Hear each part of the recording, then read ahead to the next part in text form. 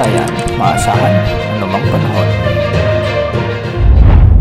Magandang hapon po sa ating lahat. Narito ang update sa lagay ng ating panahon ngayong araw ng Biyernes, March 15, 2024. Mainit na panahon pa rin ang aasahan sa malaking bahagi ng ating bansa ngayong araw dahil sa umiiral na easterlies o ang mainit na hangin mula sa karagatang Pasipiko.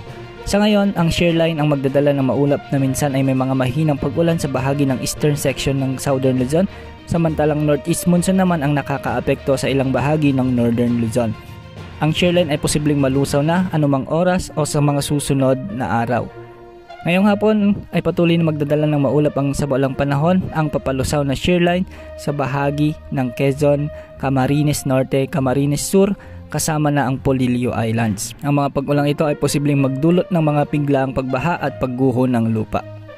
Samantala, posibleng mawala ng shear line ngayong araw at mapapalitan na ito ng easterlies. Magiging maulap naman ang mga papawirin sa bahagi ng Batanes at Babuyan Islands. Sa Ilocos Region, sa may Cordillera Administrative Region, Central Luzon at natitirang bahagi ng Cagayan Valley, asahan naman ang maaliwalas na panahon na minsan ay may mga kalat-kalat na pag-ulan dulot ng amihan. Samantala, itong amihan ay posibleng pansamantalang mawala sa mga susunod na araw, ngunit bubugsin muli ito pagsapit ng Miyerkules o Huwebes sa susunod na linggo. Sa Metro Manila, natitirang bahagi ng Luzon ay magiging maaliwalas pa rin ang panahon at posibleng pumalo sa 38 degrees Celsius ang mararamdamang heat index. Sa Visayas at Mindanao, magiging bagyang maulap hanggang sa maulap pa rin ang mga kalangitan na kung minsan ay may mga dadaang pag-ulan o mga isolated rains.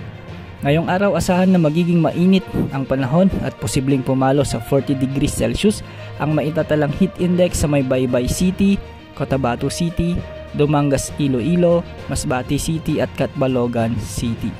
Wala naman tayong inaasahang anumang sama ng panahon gaya ng LPA at bagyo na posibleng makaapekto sa ating bansa sa susunod na 3 hanggang 5 araw. Wala ring gale warning kaya malayong makakapamalaot ang lahat ng uri ng sasakyang pandagat sa mga karagatang sakop ng ating bansa. Yan ang update sa lagay ng ating panahon. Ito po ang weather update ng bayan. Maasahan anumang panahon.